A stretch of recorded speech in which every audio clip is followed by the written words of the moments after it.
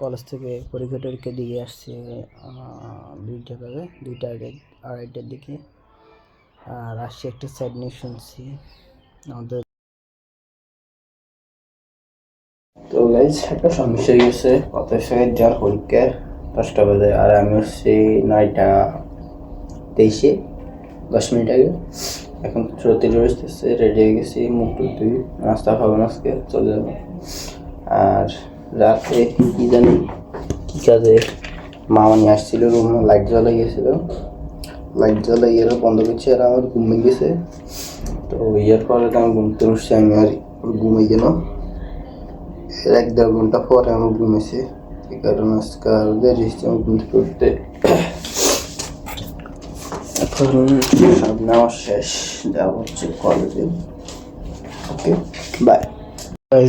এখন বাজতেছে অলমোস্ট 3টা 3:30-র মতন। আমি কলেজ থেকে পরীক্ষা টরীক্ষা দিয়ে আসছি 2টার দিকে। আর আসছি একটা স্যাড নিউজ শুনছি, আমাদের যে দোকানটা আছে মুদি দোকান, ওইটা ভাঙা যাবে আর কি। তো কি বলবো, আমি আমাদের দোকান আর আমাদের পাশের দোকান পর্যন্ত পুরো ভাঙা যাবে। এতদিন কোনো ছিল না যে এতটুকু ভাঙা যাবে, ভাঙা যাবে শুনছি, বাট এতটুক ভাঙা যাবে এটার কোনো ছিল না। তো আজকে দাগ দিয়ে গেছে, তো এখন মনটা ভালো নেই। সবাই বাসার সবাই ভেঙে পড়ছে, সবাই মন ভেঙে গেছে। কারণ আমাদের এই দোকানটা নিচে 6 বছর এসেছে, মাত্র 6 বছরের মাথায় যদি দোকান ভাঙা পড়ে তো মন তো ভাঙবে সবার। আর দোকানটা নিয়েছিল আই থিঙ্ক 29 লাখ 30 লাখ এরকম কিছু একটা। এরপর আর 1-2 লাখ টাকা ঢালছে। তারপরে এখন দোকানে মাল সামান আছে 3-4 লাখ টাকার মতন।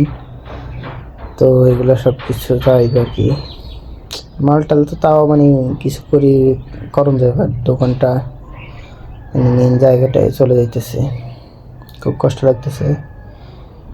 আর আব্বু তো পুরে ভাঙে পড়েছে, কি বলবো আর। তো আমরাও কিছুদিন আগে দেখছেন মাপ দিছিলাম একদিন রাত আগেই। তো আমরা রাস্তার মাঝখান থেকে আমাদের দোকান পর্যন্ত হচ্ছে 90 ফুট আমরা মাপছি ওই দিন। তো এখন আজকে শুনতেছি যে আমাদের যে উত্তর পাশের যে রোডটা, এই রোডটা 100 ফুট নেবে, মেইন রোড থেকে আমাদের রোডটা পর্যন্ত 100 ফুট নেবে। এটা দেখে তো আমি বলছি কি এত জায়গা কেন লাগবে, কারণ 100 ফুট জায়গা অনেক, বহুত। তো আমি যতটুকু খবর শুনছি সেটা হচ্ছে 120 ফিটের মেন রাস্তা। তো এত ভাঙবে কেন জানে, আই ডোন্ট নো এত কিল্লে ভাঙবে। তো আবার ওই দক্ষিণ দিকে যে রাস্তাটা গেছে ওই দিকেও দক্ষিণ পাশে ভাঙবে হচ্ছে প্রায় 40-50 ফুটের মতন। তো প্রায় 150 ফুটের মতন ভাঙবে। এত রাস্তা এত ভাঙে কেন, যদি আমরা মেন রোডটা আর এই ভাঙ্গা সহ ধরি তাহলে অলমোস্ট 200 ফুটের মতন, 180 ফুট 90 এরকম 90 ফুটের মতন ভাঙবে। বাট কেন এত ভাঙ্গা লাগবো আই ডোন্ট নো। এত 4 লাইনের জন্য এত বড় জায়গা ভাঙ্গা লাগে আমি জানি না, কেন জানি না। ওনারা দাগ টাক দিয়ে গেছে আমাদের দোকান, আমাদের পাশে বারমিয়াগো দোকান নির্দপুর, এটাই যাবো। এখন বাসার সবাই টেনশনে, অনেক টেনশনে আছে যে কী হবে কে জানে। আমি আসি ভিডিও করি না, খবরটা শোনার পরে কেরম একটা লাগতেছিল, ভিডিও করতেছিল না। তো এখন আমার ছাদে ফাটেছিল কাউর চোর নেওয়ার জন্য। তো এখন আসছি ছাদে, কি বলবো, খুব কষ্ট লাগতেছে। 6 বছরের মাথায় যে দোকান ভাঙাছে কি কষ্ট দিয়ে লাগে। হাজার হাজার মানুষের দোকান এখন ভাঙা যাবে। হয়তো বা ভিডিওটা আসা পর্যন্ত আমাদের দোকান ভাঙা পড়বে, কারণ 3 দিন আছে। আর আমার লোকাল ট্রেন 4-5টা থাকে লাইনে। তো এই ভিডিওটা আসা পর্যন্ত হয়তো বা আমার দোকান ভাঙা পড়বে, কষ্ট করতেছে। আল্লাহ রাখছে, এখন করা লাগবে, এখন সরকারের নির্দেশ। আচ্ছা, তো দেখা যাক কি হয়, আল্লাহ কি করে আমাদের সাথে, দেখা যাক কি হয়, কতটুকু ভাঙে। আমার মনে হয় না তো জায়গা লাগবে, কারণ 120 ফিট আমরা যত জানি 120 ফিট হচ্ছে পুরো রাস্তাটা লাগবে, আর বাকি রাস্তাটা যেটা থাকবে ওইটা আবার যদি মানে কাজটা শেষ হয়, সরকারি কাজটা শেষ হয়, তাহলে যে আমরা আবার এটাকে ক্লেম করতে পারবো। তো কি বলবো, মানে এখন আমার আবু বলতেছে যে দোকানটা মানে আর দোকান করবে না, দোকানদারি করবে না, মালটাল সব কিছু বেঁচে ফেলবে, বাট দোকানদারি আর করবে না। এখন দেখা যাক কি হয়, কি করি। আমার আসছি ছাদে ভিডিও করতে আর কি। আজকে তারিখটা বলে দিই, আজকে তারিখ হচ্ছে 28/1/2026। আমাদের আজকে পরীক্ষা একটা গেছে ইংলিশ, আর বাংলা হচ্ছে রবিবার, মানে আজকে হচ্ছে বুধবার, বৃহস্পতিবার আছে, শুক্রবার আছে, শনিবার আছে, 3 দিন আছে।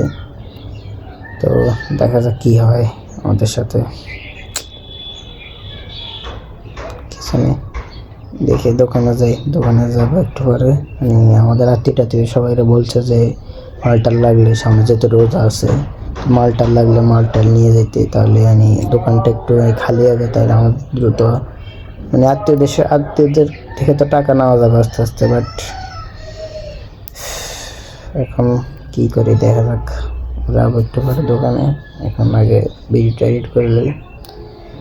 সেই দোকানে এখন এই মানে চাল টাল যেগুলো আছে এগুলো লো ইনকাম বাসাত, গ্যাসও আছে, এগুলো লো। তো এটা হচ্ছে আর কি আমাদের দোকান, জবাইয়ের ভুঁইয়া গ্রোসারি শপ। তো এই দোকানটা আমরা 6 বছর থেকে চালাইতেছিলাম, আর এই দোকানটায় আমরা 3 দিন ধরে এই দোকানদারি করতেছি। আমাদের প্রায় 40 লাখ টাকার জিনিসপত্র, এখানে জায়গা সম্পত্তি সব কিছু মিলে। এখন এই দোকানটা যদি ভেঙে ফেলে আর কি করার, এটা হচ্ছে আমাদের পুরো দোকান আর কি। এরপরে চালটা নিয়ে চলে যাইতেছি বাসার মধ্যে। এখানে মিনিকেট আছে 150 কেজির মতন। তো আমাদের দোকানে যা ছিল মিনিকেট সবগুলো নিয়ে নিয়েছি, কারণ বাসায় মিনিকেট খায়। আর আমাদের দোকানে এই দাগগুলো দিয়ে গেছে আর কি। এটা হচ্ছে একটা দাগ, আর একটা দেখাইলাম আপনাদেরকে।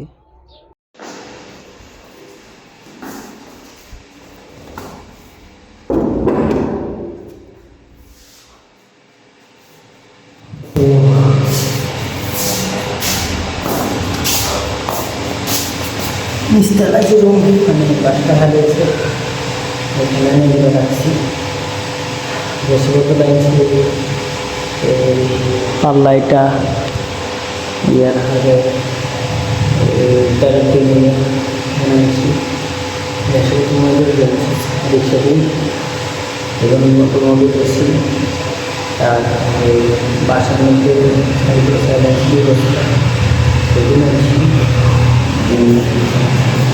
জেনারি করতেছি, বিয়ের করি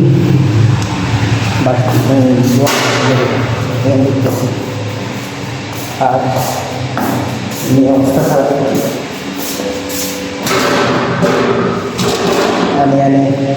আমি নিচতলা রাখতেছি, তারপর জানেন না